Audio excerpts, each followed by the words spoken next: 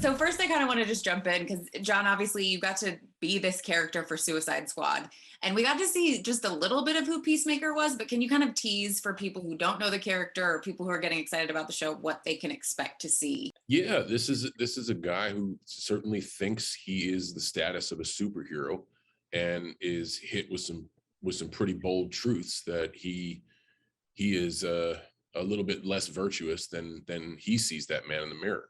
And in going on another quest, he's brave enough to face some of those bold truths and find out that he is heavily flawed. And I think the intrigue to the character came from his ability to do such, for lack of a better term, shitty things in the name of peace. And his core value, peace at any cost, is a contradiction in terms that's quite interesting. And you'll get to explore that a little more as we go through the series. When did you find out and how excited were you when you found out you were going to get to bring this character from Suicide Squad into the HBO Max series? I don't want to use a bad term, but I pooped my pants. I was so excited. I was like, oh my God, I get to play this character. So at first I was just like, I was playing it really cool because you never know what's going to happen. At some point he told me that EMILIA was going to be a part of the series. And I thought, oh, cool. I'll get to hang out and play a little bit. I found out really late into it. Like James called me and he said, just so you know, we're doing a Peacemaker spin-off show. He'd already written like first drafts. And I was like, what? When did this happen? And he's like, I didn't want to tell you and get your hopes up in case it didn't happen. And so that was like late September, early October, and we were shooting in January. So it was a complete shock. It was a thrill to get a call from James Gunn, who I really didn't know that well. And he said, I wrote this part for you.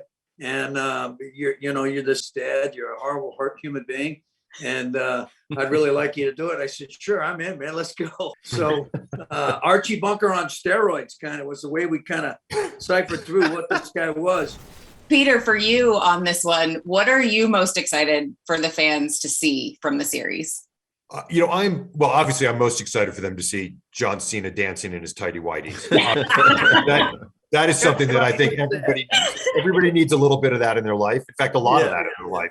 But I think really just the opportunity to expand what James did in the Suicide Squad, and you're limited in a 2-hour movie in terms of how much you can develop these individual characters, particularly with a large ensemble. So to have 8 hours to be able to really explore all of these characters, not just John, but also Leota and Harcourt and Economos and everybody else, and to have James's unique point of view on all of them is just a pleasure. I mean, people have never had that kind of opportunity to enjoy James's content for such a long period like this. I feel like we definitely got to see in the end credits sometimes some of the improv and like playful parts that don't end up in the full episode. How often were you guys breaking on set, or did things where it was like, maybe that was too far? Yeah. That happened a lot. There was one scene with you. There was one line. Oh, I don't know. It's in the trailer, I think. How do you do with the when you do badly in school? Am I allowed to say that? Oh yeah. And what do you do when you only get 50% in school? Yeah. That line. Yeah. Every time I was on the other end of that scene, so I wasn't on camera, and Chuck and John would do that line, and you do takes like 10, 20 times because you have to do it from all the different angles, and every single time they did that, I burst into a stare. I had to hold my nose, and it didn't get old. Like, every time I watched it over and over again, every time they did it, I just lost it. I actually laughed when I saw it on the trailer again, even though we did it. You know what I mean? So, to answer your question, there was a lot of laughing, and it wasn't just the actors, the crew, the cameraman, James Gunn on the God mic sniggering. I'm sure Matt was sniggering somewhere in the producer's corner. So that was such a joyous thing to hear, because I feel personally, when you get the crew, who are hardened professionals, to be that involved in the emotional life of a scene, you're doing something good. I want to just hear how you would describe the dynamic and the energy of this show.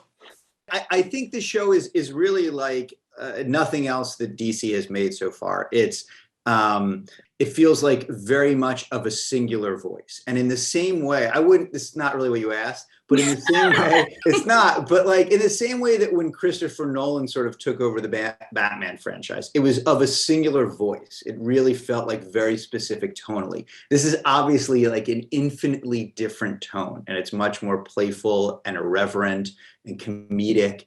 But it is very singularly from one guy's head. And so, you know, that's the best way I can describe it is in a DC show, a superhero show about a really deeply flawed human being through the mind of James Gunn.